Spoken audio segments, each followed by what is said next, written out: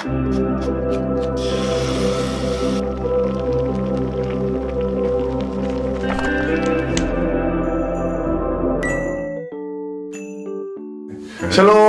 샬롬. 반갑습니다. 손하늘교회 성도님들. 오늘은 신명기 27장부터 30장까지 네. 우리 시상식 선생님과 함께 말씀 나눠보도록 하겠습니다. 선생님, 근데 27장은 어떤 내용으로 시작되죠?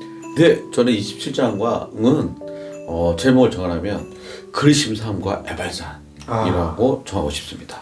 그리심산과 에발산이 지형적으로 되게 재미있는 거를 저희가 공부하면서 발견했습니다. 오늘 보면은 특별히 그 요단강을 건너자마자 에발산으로 가라고 그래요. 근데 지금 배경이 있는 지금 설교 자체는 어디죠? 지금은 모압 땅이죠. 그렇죠. 모압 평지. 네, 모압 평지에서 가나안 땅으로 들어가기 전에 요단강 건너기 전이잖아요. 근데 요단강 건너기 전에 이 모압 평지에서 요단강 건넌 후에 첫 번째 건너자마자 할 것들에 대해서 모세가 얘기하고 있어요. 근데 건너자마자 오늘 본문에서 나온 것처럼 돌을 세우고 거기다 석회를 바르고 율법을 기록하라고 얘기합니다. 그런데 그 위치가 재밌어요. 에발산과 그리스산 사이에 네. 도시가 있습니다. 이름이 뭔지 아세요?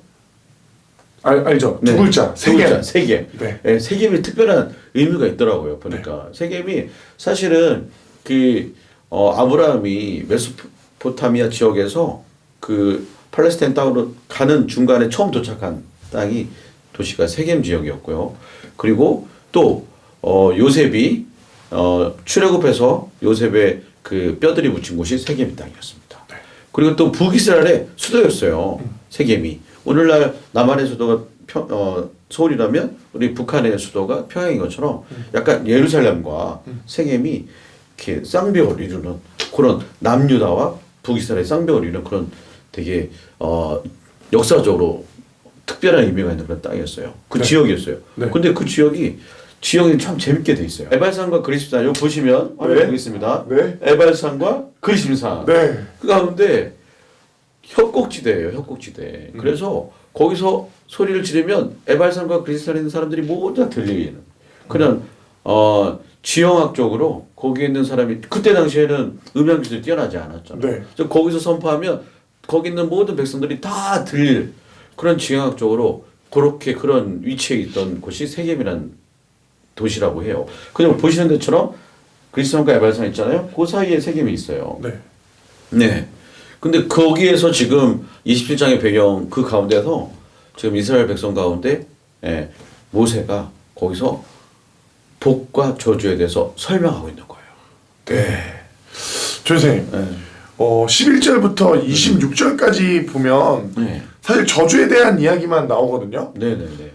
모세가 저주를 좋아하는 건가요? 그렇지는 않았던 것 같아요. 이 특별히 여러 주석 학자들이 여러 가지 견해가 있습니다.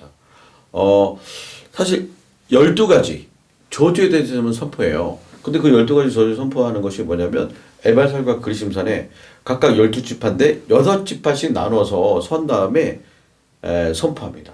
근데 오늘 본문에 보면은 레위 지파들이 그걸 선포해요. 그러면 첫 번째부터 12가지 이 재앙에 대해서 선포할 때마다 아멘, 아멘 할지어다, 아멘, 아멘으로 그렇게 화답하라고 네. 약간의 약간의 행사를 그렇게 진행하라고 합니다. 그래서 제가 이거 왜 그럴까 생각해봤죠.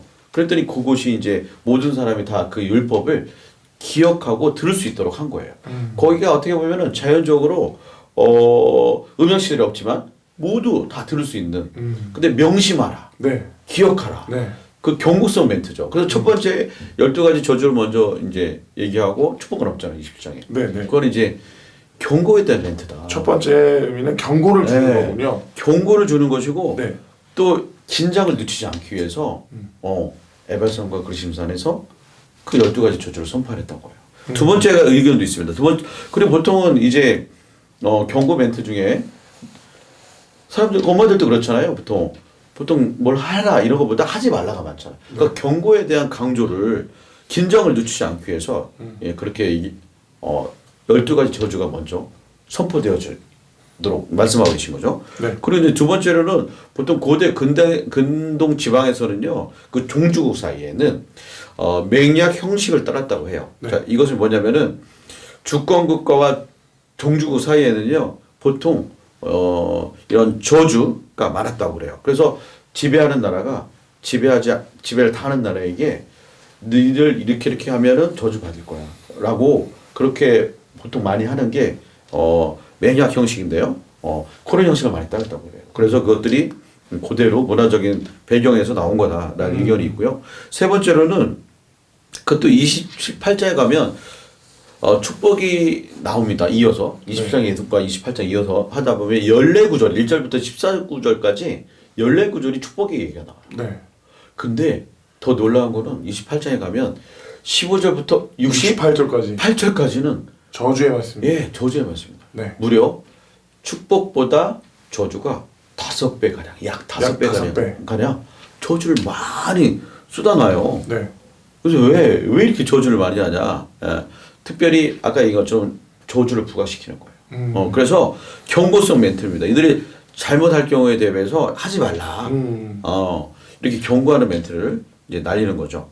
그 네 번째는 그래서 저주를 부과시키기 위해서 그랬던 거고, 그리고 네 번째는 어떤 학자들은 또 저주를 거꾸로 이야기하면 다 축복이 되잖아요. 그래서 이 저주가 굉장히 많게 느껴지지만은 사실 저주를 반대하면 축복이니까 축복을 주기 위한 거다. 결국은 거꾸로 하면 축복이다. 그것을 강조하기 위한 거다라는 의견이 있습니다. 이제 그리고 다섯 번째는 결국 이 저주의 선포가 굉장히 많잖아요. 이 저주의 선포를 통해서 인류에게 결국 메시아에 대한 소망을 불러일으키기 위한 그런 어떤 메타포, 그런 상징들이 있다. 결국 우리가 소망으로 붙들을 분은 결국은 예수님이다. 그러니까 메시아에 대한 기대에 소망을 불러일으키기 위해서 저주에 대한 부각을 많이 했다는 그런 의견들이 있습니다. 와, 감사합니다. 네. 4절 말씀 보면 너희가 요단을 건너거든 내가 오늘 너에게 명령하는 이 돌들을 에발산에 세우고 그 위에 석회를 바를 것이며 라고 나오는데요. 네. 석회를 바르는 게 뭐 어떤 의미예요?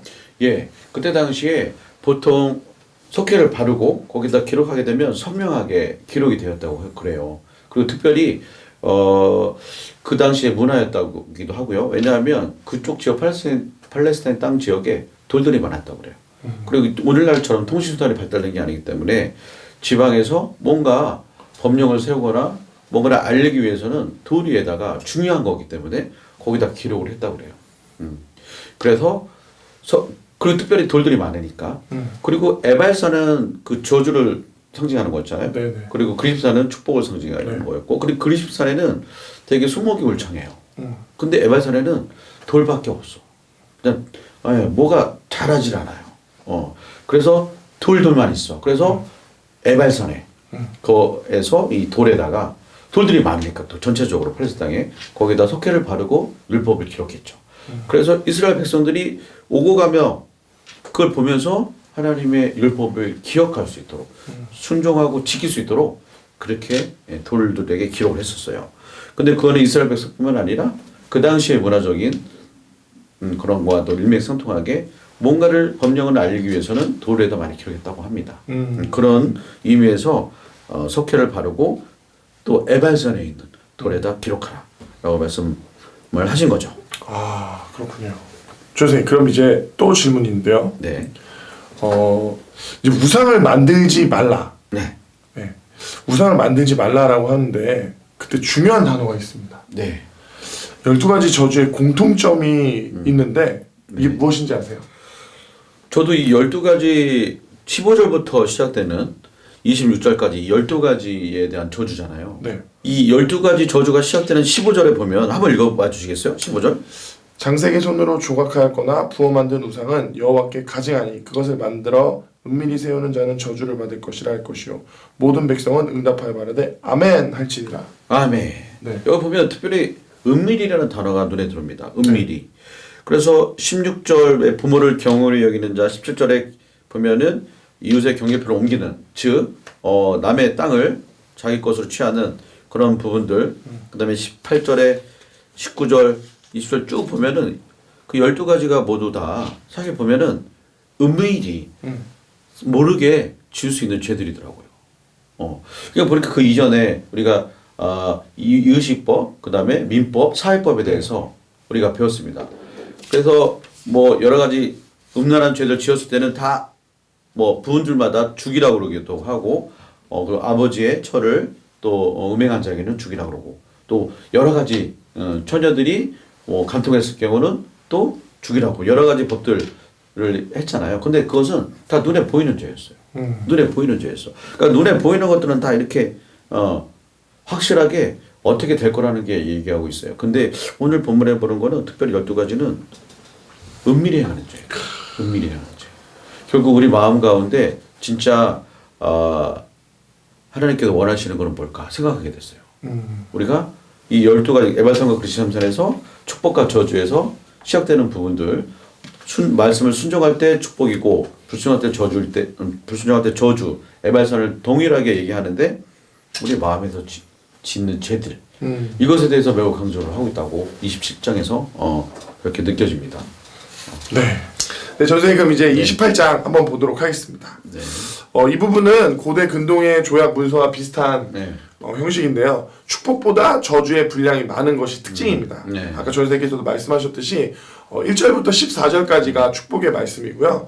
그리고 15절부터 68절의 말씀이 저주의 말씀인데 약 5배 정도 더 많은 것을 볼 수 있습니다.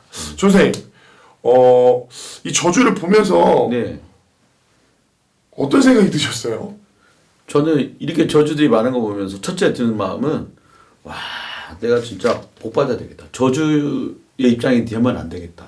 라는 생각이 들었고요. 그렇게 생각이 든 이유가 있습니다.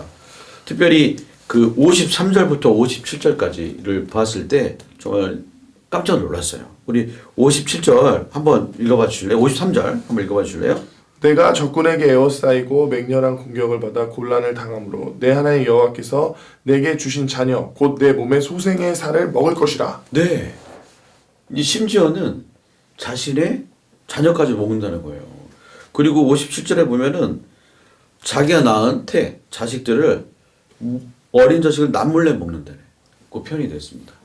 그러니까 이걸 어린 자식을 먹을 거라 생각해서 빼앗기지 않으려고 지금 마치 맛있는 음식을 내가 더 먹으려고 한 것처럼 이런 형국까지 이르는다는 거예요.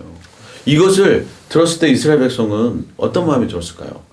복과 저주를 이야기하면서 다시는 이렇게 우리 순종함으로 진짜 복을 받아야 되겠다. 순종함으로 복 차원의 생명을 얻어야겠다. 이런 꼴은 되지 말았다. 이런 생각이 좀 들지 않았을까요? 네. 이 28장에 그 수많은 저주들을 보면서 그 축복이 14가지면 저주가 무려 44가지잖아요. 이 수많은 저주들 보면서 또 반대로 축복을 보면서 축복을 읽을 때는 정말 이 복을 꼭 받았으면 좋겠다 이런 마음이 들고요. 이 저주는 읽어 내려갈수록 너무 끔찍해요. 이거 정말 하면 안 되겠다. 저주를 받아서는 안 되겠다. 이런 마음이 듭니다. 아까 말씀하신 것처럼 특별히 저는 축복의 말씀 가운데 이 말이 저의 특별히 눈에 들어왔던 구절이 있습니다. 이 1절, 2절에 여호와의 말씀을 청종하면 이 모든 복이 내게 동일하게 임할 거라는 거예요. 근데 어떤 복이냐 보면 12절에 보면 때를 따라 비를 내리고 네 손하는 모든 일에 복을 주시고 네가 많은 민족에게 꾸어줄지라도 너는 꾸지 아니할 것이요. 네, 어렸을 때 늘 듣고 잘했던 기도를 들었던 내용인 것 같습니다. 또 13절, 14절 너는 머리가 되고 꼬리가 되지 않게 하며 오직 그 조건은 오직 너가 오늘 내게 명령하는 여호와의 말씀을 듣고 지켜 행할 때 인물들이 되어진다는 것이죠. 28장의 저주는 간단히 요약하면 로마서 1장 18절의 말씀으로 좀 볼 수 있을 것 같습니다. 하나님의 진노가 불의로 진리를 막는 사람들의 모든 경건치 않음과 불의에 대하여 하늘로 쫓아 나타난 것이다. 네. 하나님의 뜻을 어긴다는 것은 엄청난 재앙을 이제 자초하는 일이죠. 신명기는 하나님께 불순종하는 것이 어떤 결과를 초래할 것인지에 대해서 잘 보여주고 분명히 하나님의 축복과 저주가 실제임을 보여주는 것 같습니다. 네, 그렇습니다.